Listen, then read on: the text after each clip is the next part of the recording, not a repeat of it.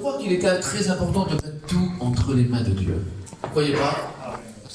Qu'est-ce que c'était ces quelques poissons, quelques pains entre les mains de ce petit garçon pour nourrir une multitude? Vraiment, il fallait un miracle. Hein?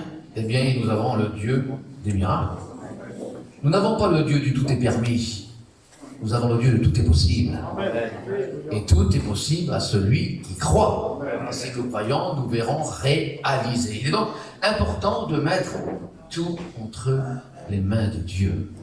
Ça me fait penser à cette histoire de ce jeune chrétien qui s'est promené un jour dans un grand parc et il admirait les merveilles de Dieu. Et à un moment donné, il devait passer une passerelle de quelques mètres qui avait un précipice assez important. Et voilà, il avait le vertige. Alors il attendait que quelqu'un arrive pour l'aider à passer de l'autre côté. Et puis personne venait. Il voulait bien passer de l'autre côté.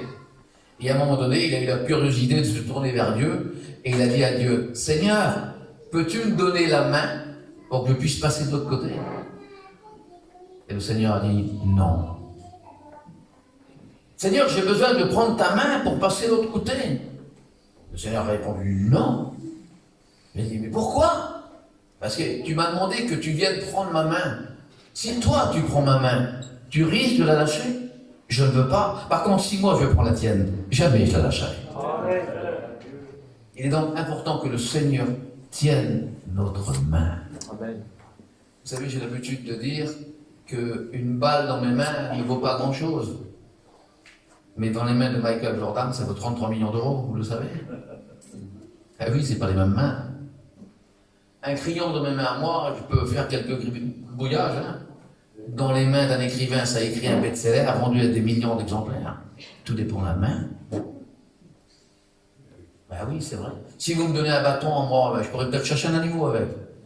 Dans les mains de Moïse, ça ouvre la mer. Tout dépend de la main. Et si vous me donnez à moi quelques clous, je pourrais réparer une chaise ou une table. Dans les mains de Jésus, ça porte le salut. Tout dépend des mains. Alors c'est pas entre les miennes et entre ceux qui sont là, c'est entre les mains de Jésus. Et ça sera, je suis convaincu, une réussite certaine. Quand nous avons commencé ce séminaire, il était dit 2 mots. Ça a été, je pense, les premiers. Ne venons pas ici en tant que pasteur, mais en tant que chrétien. Et bien dans ces 2 mots, il y a en fait comme 2 titres. Être un chrétien, qui signifie être, et pasteur, c'est faire. Et il y en a un que c'est pour être, et l'autre restera un titre. Et ça m'a donné l'idée d'en tirer une petite pensée ce soir sur ce domaine-là. C'est qu'en fin de compte, il y a une différence entre un titre et un signe. Un titre, c'est quelque chose d'honorifique. Nous avons un titre de pasteur, d'évangéliste, ou de n'importe, ou dans l'organisation Vie Lumière, il y a des noms, bon bref, des titres. Un titre restera honorifique, et ça s'arrêtera là. Mais je crois que nous avons plus besoin d'être un signe qu'un titre. Nous avons besoin de montrer un exemple de ce que nous vivons. Et on peut avoir bien commencé, et puis parfois mal finir. Eh bien, c'était ce qui est arrivé justement dans l'Épître aux Galates, au chapitre 4. À un moment donné, Paul parle et il dit ceci. Mes enfants, il parle de l'Église, mes enfants pour qui j'éprouve la douleur de l'enfantement, jusqu'à ce que Christ soit formé en vous.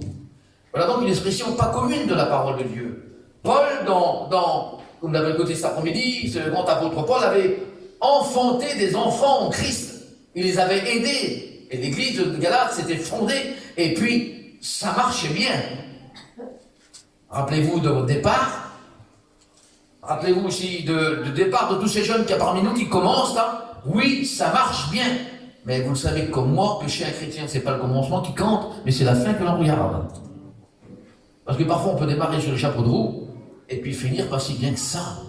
Et c'était ce qui avait arrivé, c'était dramatique, mais c'était ce qui avait arrivé à cette église-là. Ils avaient dit la parole de Dieu commencer, l'église de Galate avait commencé très bien, et à un moment donné, il y avait quelques divisions dans l'église. Il y avait ceux qui cherchaient les titres, qui voulaient écouter certains noms ou certains pasteurs, et puis à un moment donné, eh bien, ils avaient commencé à rétrograder. D'ailleurs, il va le dire, vous couriez bien. Qui vous a arrêté? Donc, ce qui compte dans la vie chrétienne, c'est pas seulement le commencement, mais surtout arriver au bon port, arriver à la bonne destination. Et on ne doit pas vivre notre vie. Oh, attention, je suis un pasteur, on ne doit pas vivre là-dessus. Les frères l'ont bien signalé. On doit vivre notre vie chrétienne avec Dieu. C'est ce qui fera notre ministère. C'est ce qui fera notre valeur avec le Seigneur. Nous avons besoin, plus que jamais, de vivre ça. Alors, le premier but du Saint-Esprit, parce qu'à un moment donné, d'ailleurs, il va le dire, Paul ne voyait plus Christ à travers ces gens-là. À travers cette église-là, du moins une partie de cette église-là, il ne voyait plus Christ à travers eux. Alors, il avait demandé, qu'est-ce qui se passe? Parce que, il faut le dire, le premier but du Saint-Esprit, c'est pas les dons spirituels. Le premier but du Saint-Esprit, c'est de créer en nous Christ. Il faut que ceux qui sont autour de nous puissent justement voir Christ. Elle avait commencé spirituellement et elle commençait à finir charnellement. Et ça devenait une catastrophe. Et l'homme de Dieu était venu là justement pour reprendre, à ne pas regarder à ceci ou à cela, ou parce que je suis un tel, alors je dois parler, ou parce que j'ai un titre, je dois faire. Non. Ce qui gère notre ministère, mes frères, c'est notre vie chrétienne. Amen. C'est notre vie avec Dieu avant toute chose. Et quand on a vécu cette vie avec le Seigneur, alors je suis convaincu, automatiquement, il se passe quelque chose. C'est-à-dire que le processus de Christ avait commencé à se former en eux, parce que le but, c'est ça, hein, c'est que les gens doivent voir Christ en nous. C'est ça, le but premier. C'est Christ en nous. Et quand les gens le verront, eh bien, quelque part, on aura gagné. Parce que vous savez, parler sans que les gens voient Christ en nous, ça ne sert pas à grand-chose. Chanter, prêcher, ça ne sert pas à grand-chose. Ce qui compte, c'est que les gens doivent voir Christ à travers nous. Vous avez tous entendu parler du Sadhu Sundarshan. C'était aussi un homme de Dieu remarquable. Un jour qu'il avait été invité à prendre le thé dans une maison, quand il a sonné, la mère a dit sur sa fille de 8 ans, va ouvrir la porte. Et elle a ouvert la porte, et quand elle a ouvert la porte, elle a regardé l'homme, elle lui a refermé la porte au nez, et elle est repartie devant sa mère bouleversée. La mère a dit, qu'est-ce qu'il y a? Elle a dit, maman, il y a Jésus devant la porte. Ça en fait des raisins, ça, non? En fin de compte, il faut que les gens voient Jésus à travers nous. Et cette église avait commencé avec là, et il y a eu un moment où le processus de la maturité de Christ s'est arrêté. Je ne sais pas ce qui s'est arrêté dans ta vie. Je ne sais pas ce qu'il y a eu. Mais à un moment donné, il s'est arrêté. Il n'est pas arrivé à maturité. Parce que vous savez, il y a une différence entre la naissance d'une vie nouvelle et le processus de la vie de Dieu. On devient chrétien et automatiquement après, il y a un cheminement de marche avec Dieu. C'est normal. D'ailleurs, le Seigneur a établi cette loi-là, même dans le physique. Quand un enfant naît, il n'est pas du jour au lendemain quelqu'un. Il naît de nouveau. Après, il y a un processus de maturité. Il grandit. Et nous sommes appelés à cela. À vivre avec le Seigneur, non pas à reculer, mais à progresser, à avancer avec Dieu. Et ça, c'est la maturité même du Seigneur. Et il se peut qu'avec le temps, avec de la négligence peut-être, ce processus s'est arrêté. D'ailleurs, Paul va dire, qui vous a arrêté? Il y a quelqu'un derrière cela. Et il est vrai que sous le couvert de bien des circonstances, vous le savez comme moi, le diable s'y mène dans bien des domaines. Et il essaye par des choses, lui qui est qui, il essaye par des choses d'arrêter le processus de Christ en nous. C'est souvent par négligence. Souvent par un fait qui s'est passé dans notre vie. Alors ce que je voudrais vous dire ce soir, c'est qu'il ne faut pas manquer de porter l'image de Christ dans notre vie. Il faut que ceux qui sont autour de nous puissent voir Christ à travers nous. Et je voudrais lire ce texte de la parole de Dieu qui m'a fait du bien tout à l'heure. Actes des Apôtres, chapitre 4 et verset 11. Écoutez, lorsqu'ils les virent, les inconvertis, en parlant de Pierre et Jean, ils furent dans l'étonnement. Qu'est-ce qui a étonné ces hommes? Sachant, que c'était des hommes sans instruction 2, que c'était des hommes simples. Et 3, on les reconnut pour avoir été avec lui. Les gens inconvertis de cette époque ont été choqués quand Pierre et Jean avaient une assurance d'annoncer les choses, quand ils ont compris que c'était des hommes simples aussi. Regardez, c'est pas compliqué, hein. Et quand ils ont vu qu'ils étaient avec lui, alors moi je vous pose la question, comment ils ont vu? Parce que le Seigneur venait juste d'être enlevé, les disciples aéraient un peu dans les villages, ça m'a pu où se donner, et quand les inconvertis les ont vus à eux, en les regardant, ils ont dit sur eux, vous, on vous reconnaît pour avoir été avec lui. Eh bien, étant donné qu'ils avaient vécu 3 ans et demi avec eux, ça avait déteint sur leur rien. Ça se voyait, ils portaient l'image du Christ. Et c'est ce que nous devons faire plus que jamais. Non pas un titre, mais un signe, une différence. Parce qu'il faut le dire, il est obligatoire d'avoir une différence entre celui qui sert Dieu et celui qui ne sert pas. Il y a une différence. Et ça se voit. Et même en le vivant de cette manière-là, bien, on ne donnera pas une couronne à ceux qui le vivent. Dans les temps du monde, les gens ont vécu par des signes. C'est si caractérisé, si vous voulez, les histoires de notre temps. Vous savez que le signe de la Chine, c'est une fleur de lotus. D'ailleurs, on voit souvent Bouddha assis sur une fleur de lotus. Ça montre une certaine souveraineté. L'Égypte aussi a cela. Si vous prenez aussi l'histoire d'Hitler, ben Hitler aussi avait un signe, une croix gammée. Et on le reconnaissait à ça. C'est écrit dans le livre que je tiens. C'est vrai, on le reconnaissait à cela. Il y avait aussi le peuple d'Israël qui avait un signe, une étoile. Elle était sur tous les boucliers. Ça montrait ce qu'il était. L'étoile, c'était l'alliance que le Seigneur avait donnée à David. Il avait fait avec lui. C'était un signe qui montrait toute domination qui se proclamait de quelque chose avait un signe pour montrer ce qu'ils étaient. Et c'est normal. Les premiers chrétiens ont eu aussi un signe, rappelez-vous. Ichus, le petit poisson là. Un diminutif du mot de Jésus. Ils arrivaient à se reconnaître à cela. Et après, les chrétiens allaient dans des églises. Alors on les appelait les chrétiens. Il y avait un signe qui les reconnaissait. Une manière de vivre différente. Et à un moment donné, le Seigneur a voulu faire mieux.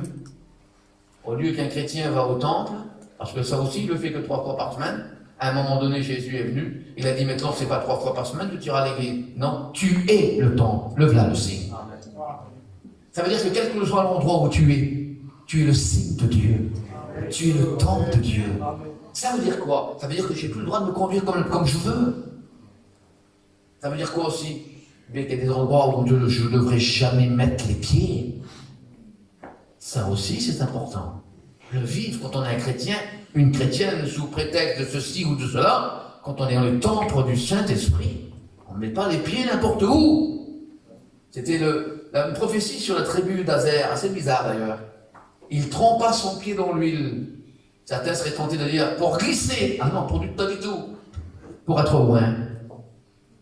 Pour savoir où on va. Un signe d'onction sur notre vie. Et vous savez, quand quelqu'un est loin, ça se sent. Et en plus, ça se voit. Vous avez remarqué quelqu'un qui mange gras, tout ce qui touche, il laisse une trace. Eh bien, quand on est loin, tout ce qu'on touche, on laisse une trace. C'est un signe. On est appelé à vivre de l'huile d'onction qui justement tombe sur nos vies pour montrer une différence des gens. Regardez la parole de Dieu, aussi importante soit-elle, on l'a écoutée plusieurs fois, sans l'huile d'onction, elle tue. La Bible dit, la lettre tue. Mais parce que l'esprit est là, elle vivifie. Elle apporte. Alors qu'il est donc important de se servir de la parole de Dieu, bien sûr. Mais n'oubliez jamais, mes frères, pas pour tuer, pour relever, pour bénir, pour aider, pour encourager. Et quand on est loin, c'est à cela qu'on est appelé. J'ai écouté des pasteurs, entre nous, pour parler ici. J'ai écouté des pasteurs sur l'estrade que je me disais en dans les temps assis, que c'est dur, que c'est dur. Alors ça ne veut pas dire qu'il faut se cacher et se voiler et passer le péché. Non, non, je ne veux pas dire ça du tout. Vous savez, il y a un proverbe du monde qui dit ceci. Avant de lancer la flèche de la vérité, plante le bout dans le miel. Fais-le avec douceur. Vous savez, c'est arrivé un jour sur un serviteur de Dieu qui est devenu dans l'église, et puis quand il est venu à l'église, parce que l'épouse de l'église, c'est à lui. Lui, il est l'époux. L'épouse, c'est à lui. Et le prédicateur qui est venu là, il a commencé à taper sur l'église là, avec plein de mots durs. Plein de mots durs. Puis le Seigneur est venu près de lui, il a fait lui-même ça. Le Seigneur est venu près de lui, il a dit, hé, t'es en train de taper sur mon épouse, tape sur la tienne. Quelle beauté, quelle beauté. Il faut bien vivre chez soi avant de le faire chez les autres. Soyons pour ceux qui sont dehors un signe et non pas un titre. Et les gens le verront à quoi? Eh bien, quand nous serons provoqués à certaines difficultés, quand nous nous trouverons devant certaines choses où il faudra répondre à ce moment-là positivement. Un signe. Ça veut dire quoi? Un comportement d'un chrétien avant d'être pasteur, ou une femme de pasteur. Un comportement. Parce que vous devez comprendre que si on mord à tout ce qui est à côté de nous, si on part, on regarde autour à tout ce qui est à côté de nous, oui mais nous, on a des foyers visés, il n'y a pas de mais. Un enfant de Dieu, tu es un chrétien, tu es une chrétienne, on doit accepter, on doit vivre. Et on le verra plus précisément quand on sera provoqué. Le beau-père de Billy Graham qui dit ceci. Ce n'est pas parce que vous voyez sortir dimanche matin des chrétiens de culte que ça fait d'eux nécessairement des chrétiens. Il avait raison. C'est pas là, c'est là-bas. C'est dehors. C'est face à la difficulté, à la provocation. C'est là que les gens verront un signe, une différence de vie. On vous reconnaîtra. Et dans l'Ancien Testament, le premier signe que le Seigneur avait donné à ce peuple, c'était quoi? Quand il a dit « Je vous séparerai ». Parce qu'on ne fait plus partie de ce monde. Le monde est comparé à la mer dans la parole de Dieu. Et nous pouvons être le bateau sur la mer. Oui, mais attends, frère. Le Seigneur a dit, vous êtes dans le monde. Oui, c'est vrai. Mais il a dit aussi, vous ne faites pas partie de ce monde. Ça veut dire quoi? Ça veut dire que le bateau sur la mer, c'est la vie. La mer dans le bateau, c'est la mort. Bah oui. Alors on vogue sur ce monde, on y en fait partie. Mais la différence, il n'est pas en nous. Vous connaissez peut-être ces paroles tragiques d'un serviteur de Dieu qui a dit un jour, j'ai cherché l'église, j'ai trouvé dans le monde. J'ai cherché le monde, j'ai trouvé dans l'église. C'est pas un signe, c'est pas une différence. Je n'ai pas à m'accoutumer. J'ai été transformé, non pas conformé. J'ai été transformé. Je ne me conforme pas. Conformer, c'est prendre moule sur une chose, sur une affaire. Je m'y fais, je m'adapte. Ah non, pas du tout. J'ai été transformé. C'est un signe de ma différence. Amen. Rappelez-vous ce qu'a dit un jour Moïse alors qu'il devait rentrer dans la terre promise. Et que le Seigneur a dit celui, va, mais moi j'y n'entrerai pas. Va, j'enverrai devant toi un ange. Rappelez-vous dans la parole de Dieu qu'un ange, en une seule claque, a tué 180 000 hommes. J'enverrai un ange, je t'envoie dans le pays où coule le miel, l'abondance. Ça a beaucoup sauté dessus là, hein? Allons-y, il y a un ange, plus de soucis. Il nous prépare le chemin, amen. L'abondance dans les choses de Dieu, amen. Et Dieu dit à Moïse, j'irai pas avec toi. Vous savez ce qu'il dit Moïse? Si toi tu ne bouges pas d'ici, je reste là. Hein. Ce qui comptait pour Moïse, c'était pas ce que Dieu donnait, c'est ce qu'il était. Amen. Et ce qui fera la différence. D'ailleurs, il va dire, si toi tu ne viens pas avec nous, comment les autres verront la différence de nous? C'est quand Dieu est avec nous qu'il y a une différence. Et non pas un titre. Une différence. Et nous devons montrer une différence.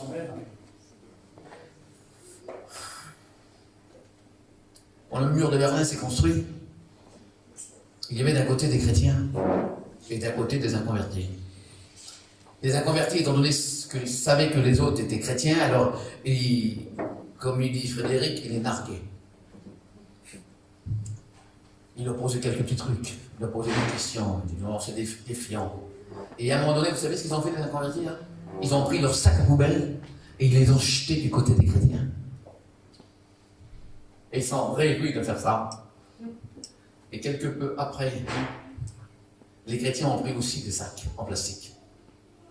Et ils ont mis dedans des pâtes, de la farine, du riz. Ils ont mis quelques sacs comme ça, des sacs à poubelle aussi. Hein. Ils ont mis un mot dedans, ils les ont fermés et ils l'ont jeté du côté des inconvertis. Quelle était la réaction des inconvertis à ce moment-là? Ils font pareil que nous. C'est les mêmes. Et à leur grande stupéfaction, quand ils ont ouvert, ils ont vu tous ces denrées qui étaient dedans là, et ils ont pris le mot. Et il y avait marqué dessus, nous vous offrons ce que nous sommes. C'est une différence, non? Oui. C'est pas le dent pour dent, hein?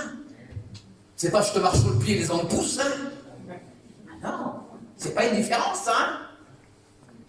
La belle-fille, les paroles, les mots qui sortent, l'homme du jour au lendemain, il est prêt à enlever sa veste. Ah non, c'est pas une différence, hein? Quand on est chrétien, là, tu vis plus à titre qu'une différence. Dieu nous appelle à être différents des jours des autres. Et quand on est né de nouveau, on vit ces choses. On vit les choses de Dieu. Oui, je vous montre que c'est encore une différence. C'est une histoire vraie, hein, aussi. Je l'ai vécu, Vous étiez en Alsace il y a une vingtaine d'années de cela en arrière, alors qu'il y avait que les gros groupes électrogènes, vous vous rappelez de ça? On était en plein mois de juillet à Molsheim, exactement. Et puis voilà, ben, tout le monde était là. Et si les pasteurs se rappellent, là, quand on avait un groupe qui était avec nous, et des fois que des voitures se raccordaient, alors soit il restait quelques prises, ou soit il n'y en avait pas, c'était assez compliqué. Et puis là, il arrivait un inconverti, un garçon d'une trentaine d'années, avec un petit bébé de 6 mois. Et il a voulu se brancher. Et l'homme du moteur a dit sur lui, il n'y a pas de place, il ne veut pas te brancher. Ben, il a dit, je ne peux pas rester parce que j'ai un petit bébé, il fait chaud, je ne peux pas rester. Et là, il y avait un étudiant, première année. Quand il a vu que ce garçon était là, et qu'il allait partir, il a vu que c'était un inconverti. Il a dit sur le garçon, garçon, prends ma prise. Là. Mais non, je ne vais pas. Prends ma prise. Il a vu que c'était un inconverti. L'homme a dit sur lui, tu donnes ta prise, tu n'as pas de prise, hein. C'est pas grave, j'ai un moteur. Je vais m'éclairer avec un moteur. Et il s'est éclairé comme ça pendant 10 jours. Le petit garçon avec son moteur. 10 jours. Et après, 10 jours après, il a eu une prise. Mais le garçon est resté 3 mois et demi avec nous. À la fin, on l'a baptisé. Aujourd'hui, c'est un serviteur de Dieu. C'est ça une différence. Parce que la véritable amour, elle ne cherche pas son intérêt, elle cherche l'intérêt de l'autre. Ça aussi, c'est montrer une différence. C'est pas simplement le dire, c'est de le faire. Et quand vous vous trouverez dans les endroits où les gens, vous, les jeunes pasteurs, vous vous trouvez dans les endroits où les gens essayez de vous démunir pour eux. C'est montrer une différence. Amen. Le monde, c'est le bois d'abord. Et les autres après. Pas dans l'évangile. Dans l'évangile, on sacrifie pour les autres. C'est montrer une différence. Alors je t'en prie, ne vis plus un titre. Vis une différence. Avec ceux qui servent Dieu et ceux qui ne le servent pas. Je vous en explique une autre. Amen. Un converti aussi, il partait de la région parisienne, il se rendait dans le sud. Et puis il s'est arrêté à Valence pour dormir dans un terrain de camping. Et quand il a voulu rentrer, eh ben, il n'y avait pas de place. Alors, il était demandé au monsieur, pas de place. Monsieur, je suis juste pour une nuit, je ne veux pas dormir dehors, c'est dangereux comme ça. Monsieur, pas de place. Il est parti. Et comme il est parti, il a dû le rappeler. Monsieur, vous savez, il y a quelques voitures de gitans là. Si vous pouvez vous arranger avec pour une nuit, allez-y voir. Et puis il a été là-bas. Il a cherché une place. Et il y a des gens qui l'ont vu, qui étaient là. Il expliquait lui-même ça. Et comme il y en a qui l'ont vu, et ils ont fait ça. Et alors qu'ils sont allés, là aussi il y avait un étudiant, il dit à sa femme, qui c'est l'homme là? Ben, t'as vu, il est venu pour chercher une place, et puis il n'y en a pas. Il était courir après. Il a dit, viens. Non, mais t'es tout seul, oui. Non, je ne veux pas. Je vais déplacer mon petit camping, on va le coller là. Mais non, tu ne vas pas faire ça, garçon. Mais tu ne vas pas dormir dehors, c'est dangereux aujourd'hui, tout ça. Et enfin bref, il l'a convaincu. Il l'a mis là. Il l'a collé sur lui, il a déplacé son petit camping, il l'a collé sur lui. Et il l'a mis là. Puis le soir, l'homme gêné, tout ça. En bref, ils se sont couchés, ils partaient dans le domaine. Ils se sont couchés. Et là, ce couple inconverti, ils parlent ensemble. Parce que je voudrais vous dire une chose, quand on sème le bien, ça paye. Ça paye. Quand on sème le mal aussi, hein. Ce qu'un homme aura semé, il le moissonnera, dit le Seigneur. Ce que tu veux pas pour toi, tu l'auras un jour, la roue tourne. Hein. On ne peut pas appeler à semer le mal, à semer le bien. Et il parle avec sa femme couchée tous les deux. Il te rend compte, ce petit homme-là, ça m'a touché, c'est terrible. Ah bon, pourquoi? Je ne le connais pas. Des places au camping, il se met là. Une différence. Il dit, Sorel, on n'est pas une journée près. On va rester là. Et demain, je vais inviter ce petit homme-là. D'accord, on n'est pas une journée près. Puis ils ont resté là. Regardez les plans de Dieu. Alléluia. C'est ça. Amen. Beauté, Seigneur. Quand on se rend disponible pour Dieu. Amen. Hein, il n'a pas monté la lune. Gloire à Dieu. Il y en a un pour déplacer une voiture, une auto, ici. C'est pas c'est une affaire. C'est quoi pour le pasteur, ça? Excusez-moi d'avoir le temps. Donc demain, il l'invite à manger. Manger ensemble. Et à la fin du repas, le petit étudiant, il dit là, on fait une réunion sur Insta, si vous voulez venir. Oui, c'est moi qui prêche, ça me fait plaisir. Ils sont venus à la réunion. Le petit étudiant a prêché, un petit message. Il a fait une appel, le couple est venu devant. C'est ça une différence. C'est ça montrer quand on est un chrétien. C'est pas la peine de monter là-bas, c'est l'Himalaya. Tu vas faire ça une fois dans ta vie. C'est pas la peine de faire un effet de force. Mais non. Journalier. Normal. Nous sommes des chrétiens. Nous sommes des foyers qui servent Dieu. Oui. Il faut que les autres le voient. Amen. Montrons une différence. Seigneur, nous te rendons grâce. Que je voudrais être cet homme. Comment que ça me parle? Seigneur, les gens qui viennent autour de nous, comment on réagit? Qu'est-ce qu'on fait? Ceux qui ont besoin de nous, ceux que peut-être toi, tu as voulu placer à côté.